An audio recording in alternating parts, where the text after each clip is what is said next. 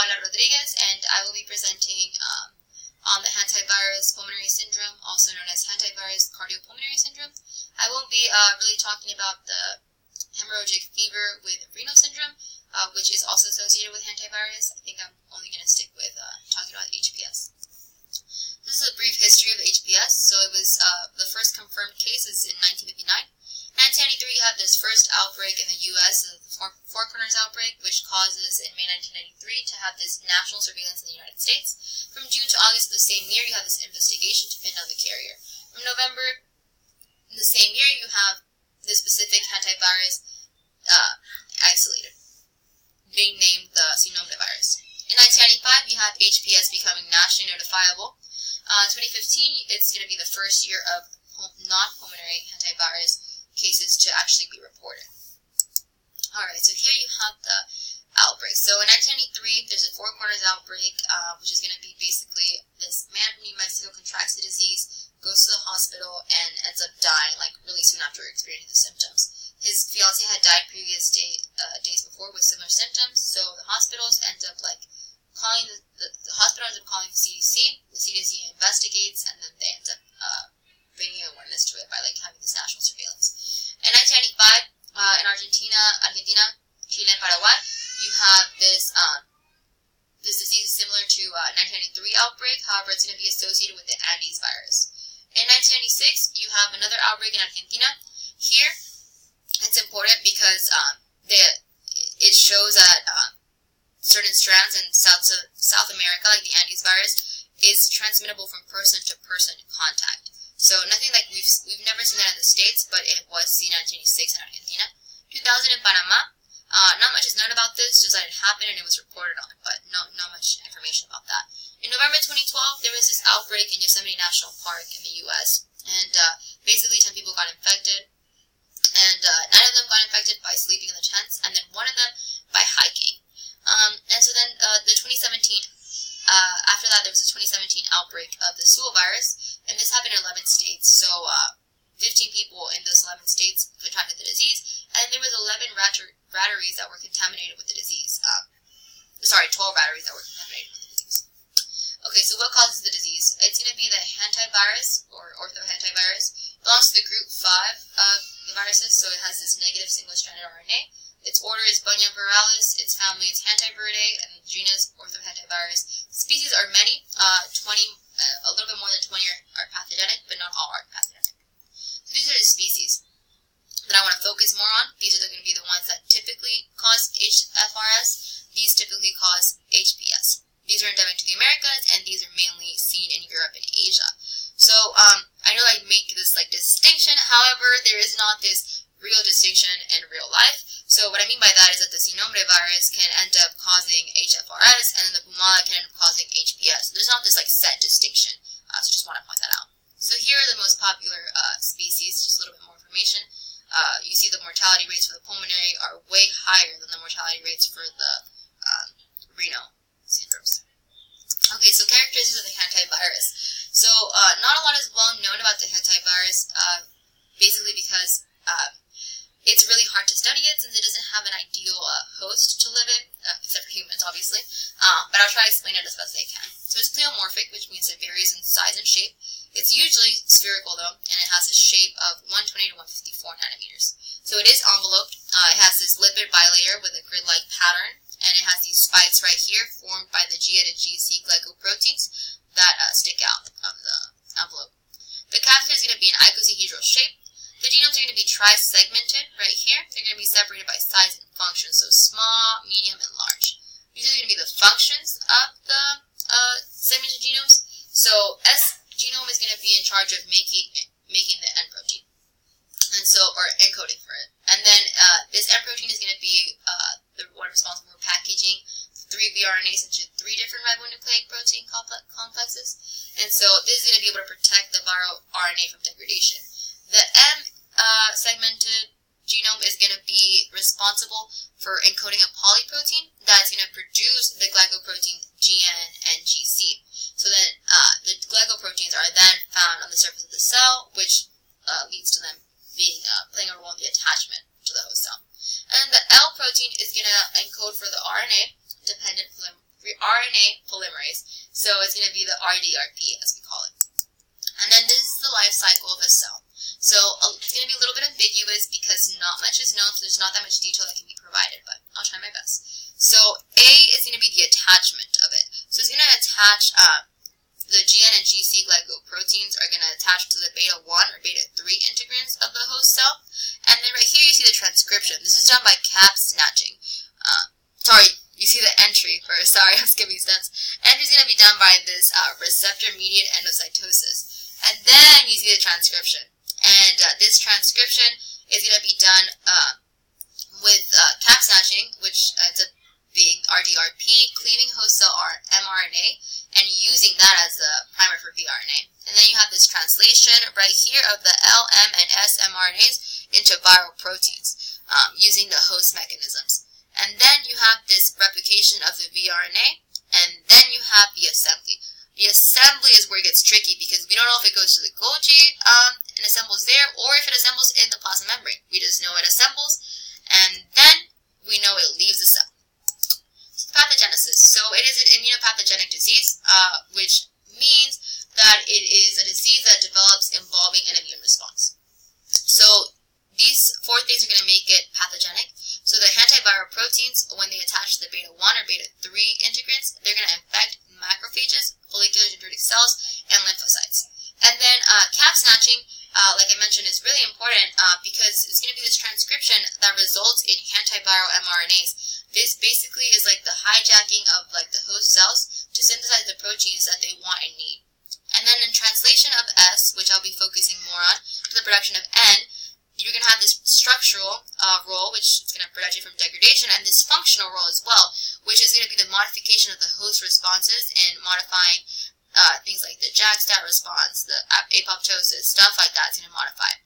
And then you have this M segment that's going to encode for the GN and the GC proteins. So in vitro, this was seen to, the GN cytoplasmic tails were binded to the nucleic acid and N proteins, and they acted as a matrix protein.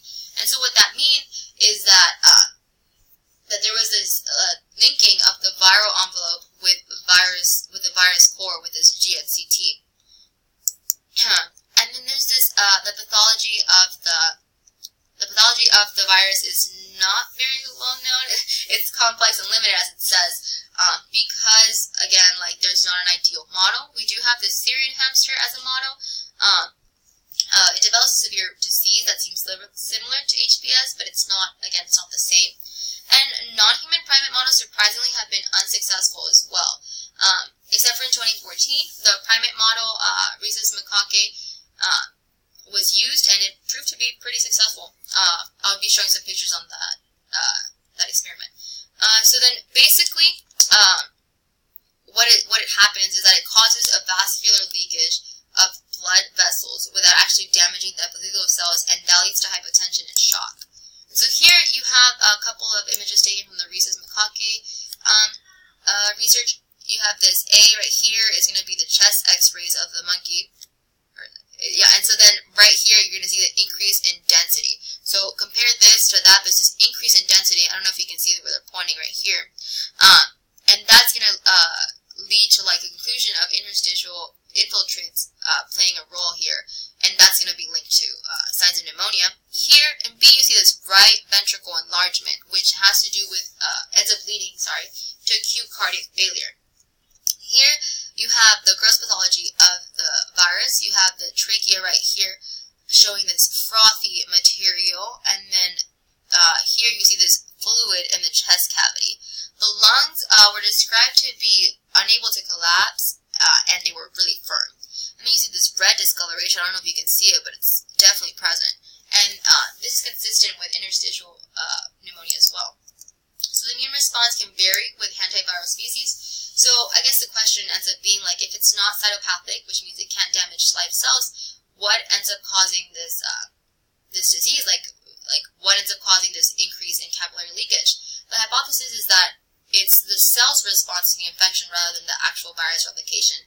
So and then this ends up being, so like the cell responses end up causing this overly like this super high vascular permeability, super high inflammation, and like super like high persistence. persistence of the cells. So, as seen in various experiments, there's this increase in bradykinin that's seen in a lot of organisms that are exposed to this hantavirus. And so what this does, it increases this vascular permeability by a lot, and that ends up causing this capillary leakage, or it's hypothesized.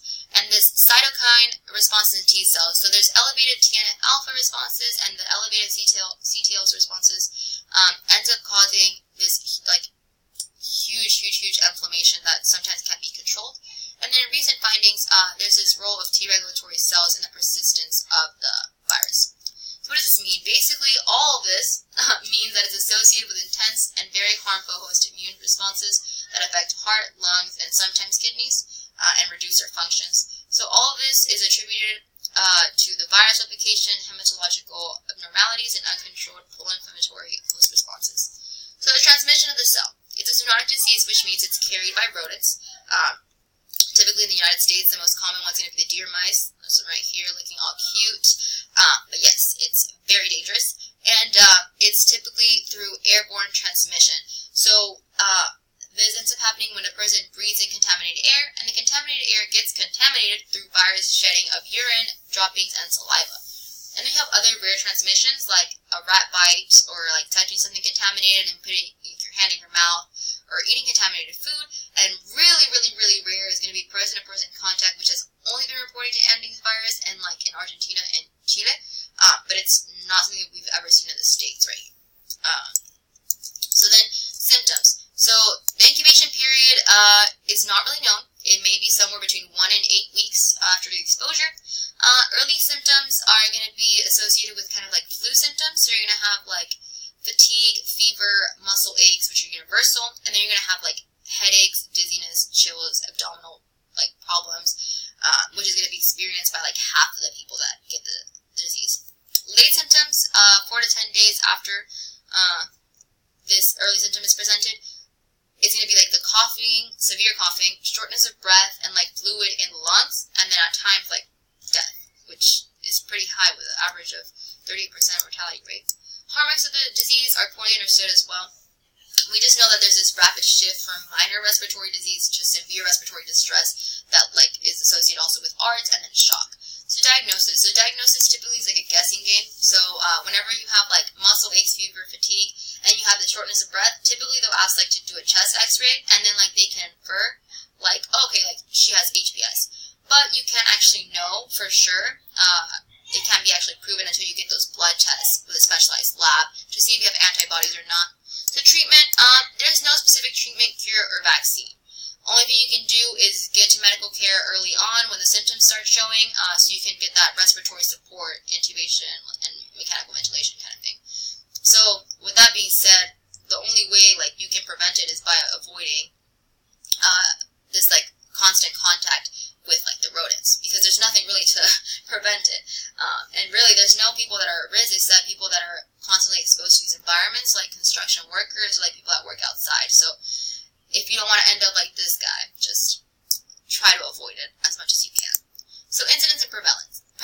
So in the United States, as you can see, there's going to be these super high rates right here in these states, so California, Arizona, New Mexico, Texas, and then it's going to be less over here in Northeastern, but still a thing that happens. Here you see that it's endemic to the Americas, and then right here you see that HFRS is usually in Europe and Asia. So recent events in 2016, 29 cases, and 13 of those were fatal. 45% of the cases were fatal, and you can just see that the numbers are rising. As you can see, 2015 was super low, and 2016 is a super huge increase. Alright, research efforts. So there's this 20 years of surveillance for the infection, which ended up showing us a lot of things. However, it's still not known how it's different from other pulmonary diseases. There's people like Dr. Hegel that's trying to make innovative vaccine strategies, along with this doctor, for the virus. Goals of the future is just to try and identify more things, to try and understand the difference in immune response in humans, and stuff like that. Here are my references. Thank you. You'll have a great day.